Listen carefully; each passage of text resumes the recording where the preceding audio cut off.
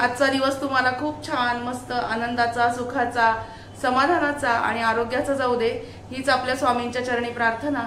आणि मोदकाच्या काही रेसिपी मी तुमच्याबरोबर शेअर करणार होते, पण माझ्या मुलाला बरं नव्हतं आणि मलाही बरं नव्हतं, त्याच्यामुळे मी त्या रेसिपी शेअर करू शकले नाही, त्याबद्दल अगदी सॉरी।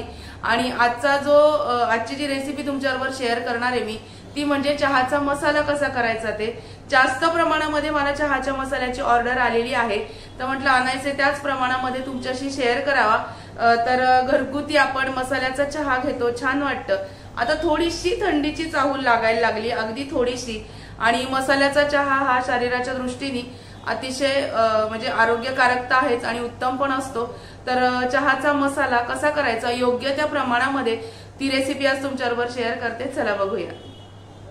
जायफळ आहे आणि इथे दालचिनी पण आहे।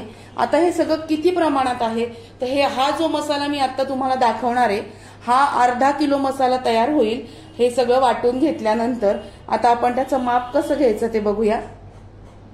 हे बघा, हा वजन काटा आहे इलेक्ट्रॉनिक। आता हे भांड मी याच्यावर ठेवते, मला हे लागतं ऑर्डरसाठी, वेट मशीन लागतं म्हणून हे भांड मी याच्यावरती ठेवलं। आता आपण याच्यामध्ये मिरे किती आहेत पहिल्यांदा बघूया। मिरे 21 ग्रॅम मिरे आहेत, जवळजवळ 21 ग्रॅम मिरे घेतलेले। लक्षात घ्या साहित्य, 21 ग्रॅम मिरे। आपण हे आता एका भांड्यामध्ये काढून घेऊया, नंतर आपण बघूया। परत हे 0 करायचं मात्र, नंतर लक्षात ठेवा, आणि मगच भांड ठेवा, नाहीतर मग वजन करण्यामध्ये गोंधळ होतो। आता आपण बघूया लवंग किती आहेत। 24 ग्रॅम लवंगा दिलेले आहेत, 24 ग्रॅम लवंग आहेत।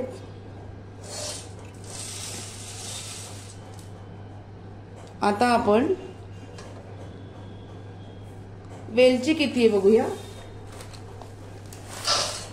वेलची थोडी जास्त लागणार आहे आपल्याला, 50 ग्रॅम वेलदोडे आहेत, 50 ग्रॅम वेलदोडे। नंतर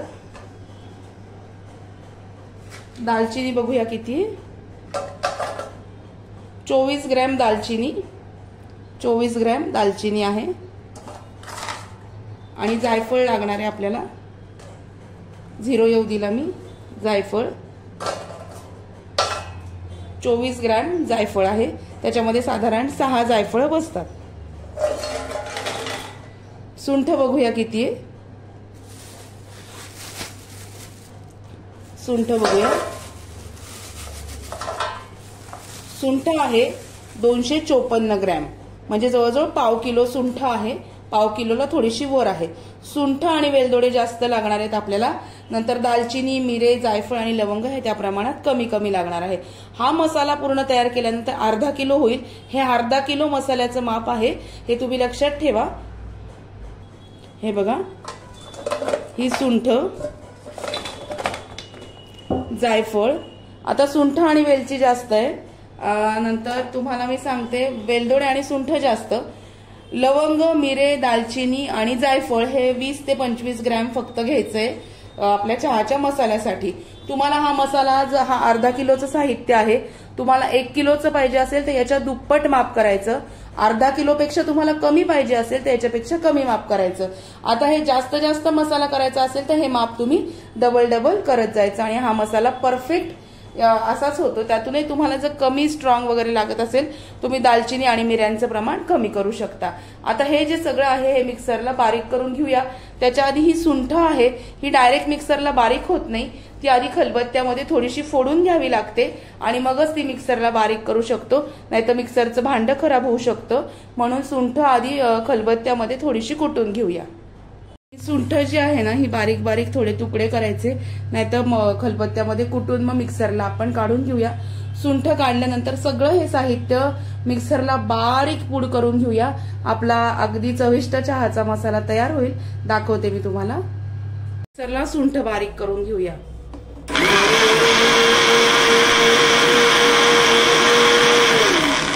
आणि आपण जेव्हा सुंठ बारीक करणार आहोत, सुंठ बारीक करून बाजूला ठेवणार आहोत आपण, आणि मग परत एकदा हे सगळं साहित्य सुंठेबरोबर परत एकदा फिरवून घेणार आहोत।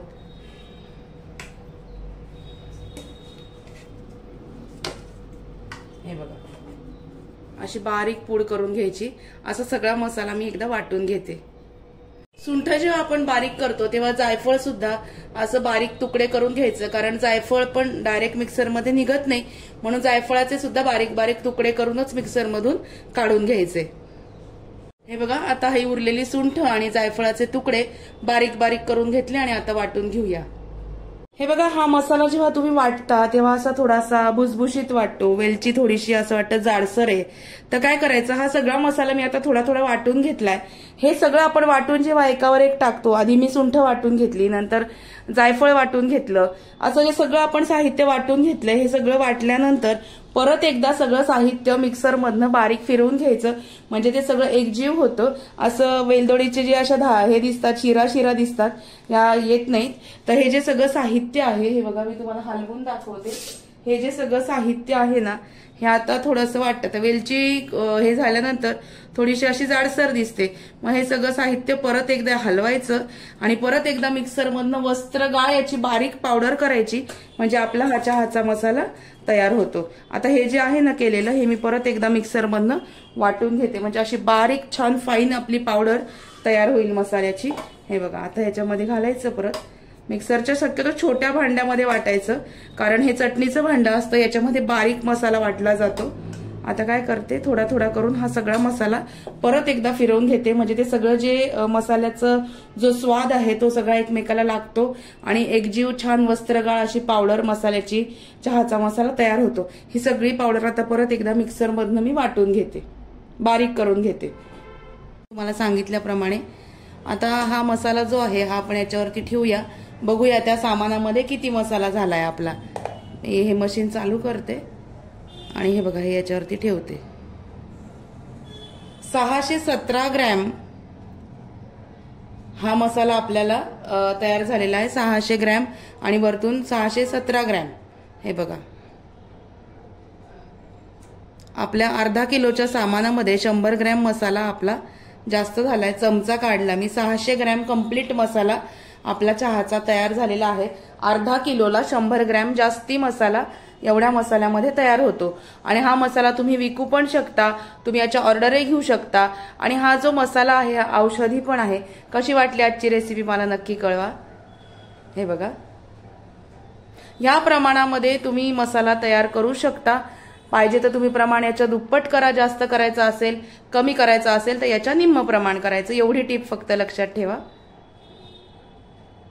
मसाला आता मी पूर्ण एका बरणीमध्ये भरून ठेवते.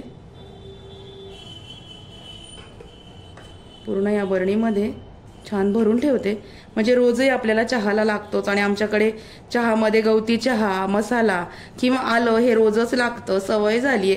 फक्त खूप जास्त उन्हाळ्यामध्ये आम्ही चहाचा मसाला, आलं किंवा गवती चहा वापरत नाही. नाहीतर इतर वेळी थंडी पावसाळ्यात आम्हाला हमखास मसाल्याचा चहा नाहीतर आलं किंवा गवती चहा बाजारात गेलं की हा आणावाच लागतो, कारण ती इतकी सवय झाली आहे शरीराला की ते नाही घेतलं की चैन पडत नाही. त्याच्यामुळं हा सगळा मसाला मी आता याच्यामध्ये भरून ठेवते आणि मग बोलते तुमच्याशी. हा मसाला मी याच्यात भरून ठेवलाय आणि याच्यावरती चहा मसाला, टी मसाला असं लिहून ठेवते, म्हणजे घरात जरी मी नसले तरी मुलं म्हणा मिस्टर पटकन सापडतं आणि मग मसाला त्यांना वापरता येऊ शकतो. कशी वाटली चहाच्या मसाल्याची अगदी सोपी रेसिपी. बाहेर आपण मसाला चहा घेतो, मग हा मसाला कसा करत असतील, याच्यात काय काय घालत असतील, याचं प्रमाण किती, या सगळ्या गोष्टी ज्या छोट्या छोट्या आहेत आज तुमच्याबरोबर शेअर केल्या. या प्रमाणामध्ये नक्की परफेक्ट मसाला होतो. तुम्ही पण नक्की करून बघा. आणि हा जो मसाला आहे हा औषधी आहे. हे बघा, एवढा अर्धा किलोच्या वरती 100 ग्रॅम झालेला आहे, 600 ग्रॅम मसाला झालेला आहे. औषधी आहे. अतिशय म्हणजे शाळकरी जी मुलं असतात, म्हणजे अगदी लहान मुलांपासून, तान्हे नाही म्हणत मी, शाळेत जाणारे जी मुलं असतात, थोडासा सीझन चेंज झाला की सर्दी खोकला होतो, तर मग हे जे चाटण असतं, म्हणजे आता समजा हा एवढूसा अर्ध्या चमच्याला कमी मसाला मधामध्ये त्यांना समजा कालवून खायला दिला की सर्दी खोकल्याला तापाला आराम पडतो. नंतर थोड्यासं नसेल मधात आवडत, अगदी छोट्याशा अगदी अर्ध्या कप दुधामध्ये अगदी अर्ध्याला कमी चमचा, म्हणजे पोहे खायचा चमचा, मोठा चमचा नाही, अगदी पेरभर मसाला तुम्ही दुधामध्ये थोडासा साखर घालून मसाला उकळून एवढं दूध जरी प्यायला तरी सुद्धा सर्दी खोकल्याला घसा जर दुखत असेल किंवा डोकं जड झालं असेल, कधी भणभण होत असेल डोक्यामध्ये, तर हे सगळे प्रकार ह्यानी कमी होतात. औषधी मसाला आहे, चहाला तर वापरतोच आपण, पण याचा हा बाकीचा पण गुणधर्म आहे, उपयोग आहे. तर नक्की करून बघा. आजची रेसिपी कशी वाटली ते मला नक्की कळवा. व्हिडिओ जर आवडला असेल तर व्हिडिओला लाईक करा, शेअर करा, सबस्क्राईब करा. भेटूया अशाच नवीन व्हिडिओमध्ये नवीन विषयाबरोबर उद्याला. तोपर्यंत नक्की स्वतःची काळजी घ्या. Bye bye, take care.